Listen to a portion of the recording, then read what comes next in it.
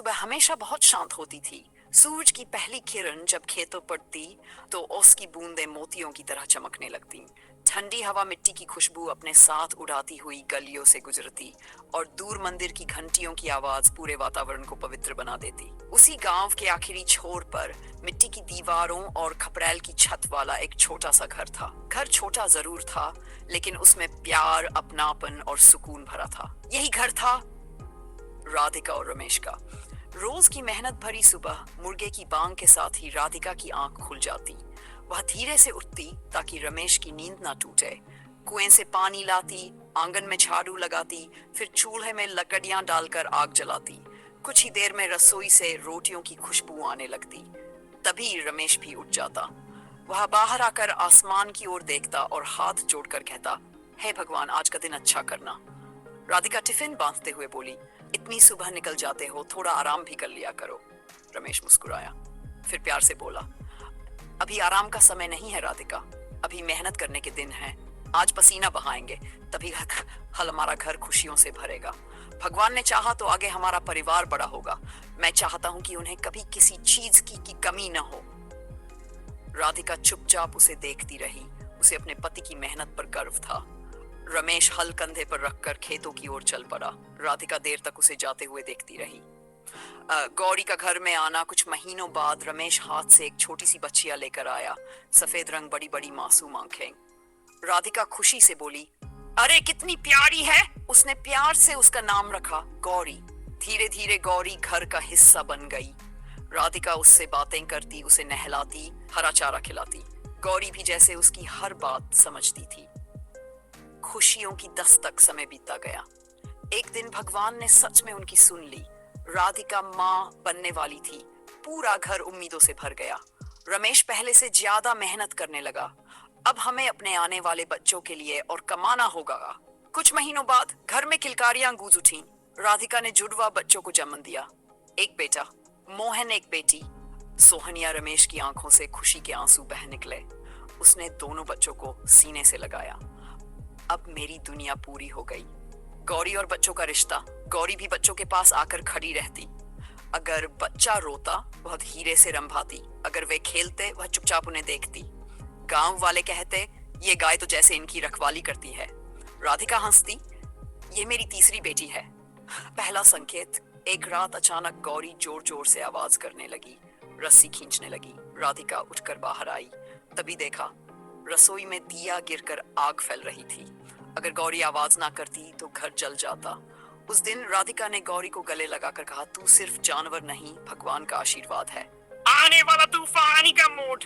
लेकिन किस्मत ने कुछ और ही सोच रखा था। एक दिन आकाश में काले बादल छा गए। हवा तेज चलने में खेत में था। गौरी अचानक बेचैन हो गई, बार बार रंभाने लगी। राधिका का दिल घबराने लगा। उसे पता नहीं था, यही दिन उसकी जिंदगी बदलने वाला है। हवा इतनी तेज चल रही थी कि पेड़ों की डालियां चुक चुक कर जमीन को छू रही थीं। पक्षी अपने घोंसलों की ओर भाग रहे थे। पूरा वातावरण किसी अनहोनी का संकेत दे रहा था। राधिका आंगन में खड़ी बार बार खेतों की तरफ देख रही थी। रमेश अभी तक वापस नहीं आया था। उधर गौरी भी अजीब तरह से बेचैन थी। वह बार बार रस्सी खींचती, तेज आवाज में रंभाती और दरवाजे की तरफ देखने लगती। राधिका ने उसके सिर पर हाथ फेरा।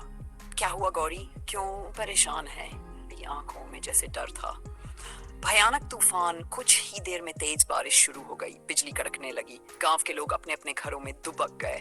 राधिका का दिल तेजी से धड़क रहा था। हे भगवान, रमेश को सुरक्षित घर भेज देना। वह बार बार यही प्रार्थना कर रही थी। दुखद खबर करीब 1 घंटे बाद दरवाजे पर जोर से दस्तक हुई। राधिका दौड़कर बाहर आई। सामने 2 गांव वाले खड़े थे। उनके चेहरे उतरे हुए थे, कपड़े भीगे हुए थे। एक आदमी धीरे से बोला, राधिका बहन, बहन हिम्मत रखना। उसका दिल बैठ गया। क्या हुआ, रमेश कहाँ है? दूसरा आदमी बोला, खेत में बिजली गिर गई थी, रमेश बेहोश हो गया, हम अस्पताल ले गए। पर उसके आगे के शब्द राधिका के कानों तक पहुंचे ही नहीं। दुनिया जैसे रुक गई। सब कुछ धुंधला पड़ गया। उसकी आंखों के सामने अंधेरा छा गया और वह जमीन पर गिर पड़ी।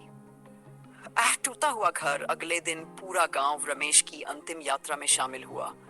राधिका सफेद साड़ी में चुपचाप बैठी थी। आंसू रुक ही नहीं रहे थे। दोनों छोटे बच्चे उसकी गोद में रो रहे थे। उसे समझ नहीं आ रहा था अब जिंदगी कैसे चलेगी। कमाने वाला चला गया, घर कैसे चलेगा, बच्चों को कैसे पालेगी। अकेली रात को पूरा घर खाली खाली लगने लगा।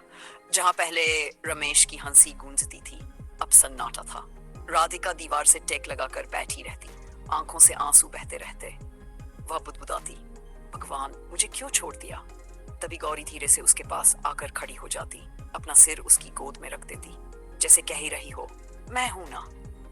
राधिका उसे गले लगाकर रो पड़ती, अब तू ही मेरा सहारा है गौरी।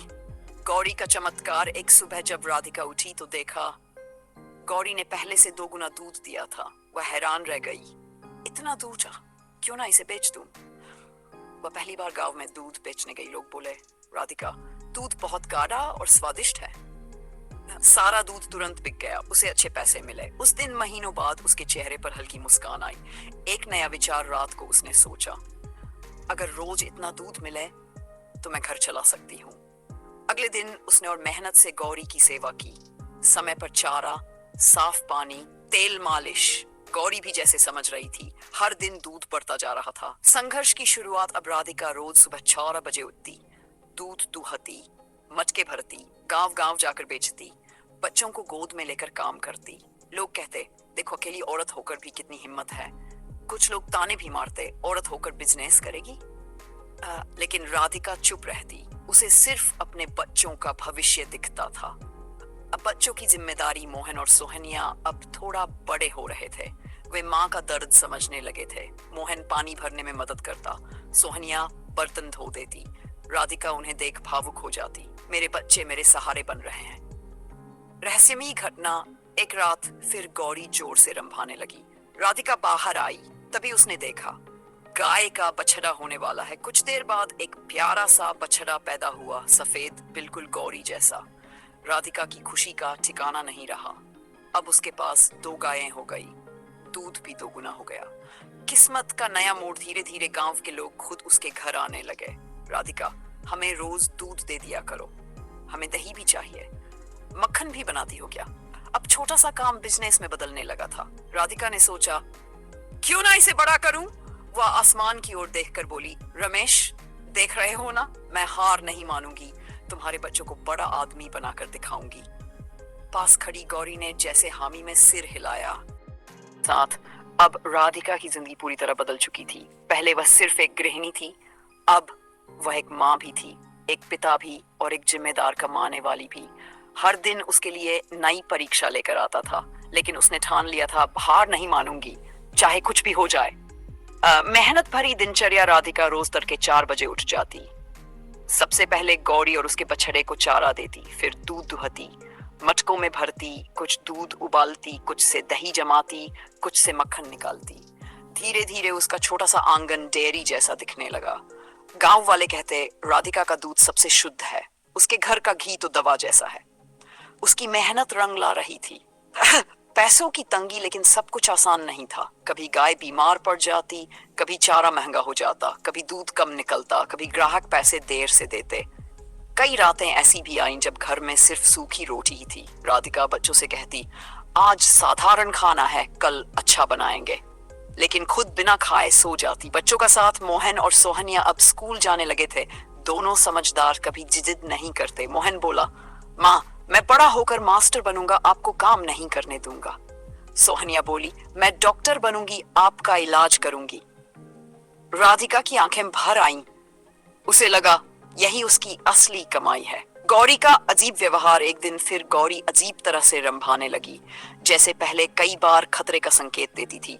वह बार बार खेत के खाली हिस्से की ओर देख रही थी। राधिका समझ नहीं पा रही थी, लेकिन उसने सोचा शायद यहाँ कुछ करना चाहिए। उसने उसी जगह एक छोटा सा शेड बना दिया। कुछ दिनों बाद गांव के प्रधान आए, बोले, राधिका शहर की डेयरी कंपनी दूध खरीद रही है, ज्यादा मात्रा दोगी तो अच्छा पैसा मिलेगा।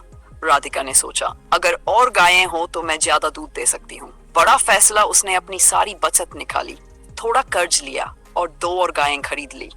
लोग हंसे, अकेली औरत इतना बड़ा काम करेगी, कर्ज में डूब जाएगी।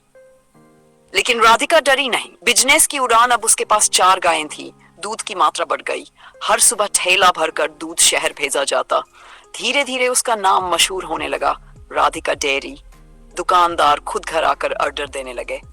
उसने घी, पनीर और मक्खन भी बेचना शुरू किया। कमाई बढ़ने लगी, कच्चा घर पक्का बन गया, आंगन में टाइल लग गई, बच्चों के लिए पढ़ाई की मेज आ गई। एक और परीक्षा, लेकिन किस्मत फिर परीक्षा लेने आई। एक साल भयंकर बीमारी फैली, गांव की कई गायें मर गई, लोग घबरा गए। राधिका रात दिन अपनी गायों की सेवा करती, दवा, सफाई, देखभाल। वह कहती, तुम सब मेरी परिवार हो, तुम्हें कुछ नहीं होने दूंगी। भगवान की कृपा से उसकी एक भी गाय बीमार नहीं पड़ी। गांव वाले बोले, ये तो सच में भगवान की दी हुई गाय है। सब गौरी को प्रणाम करने लगे।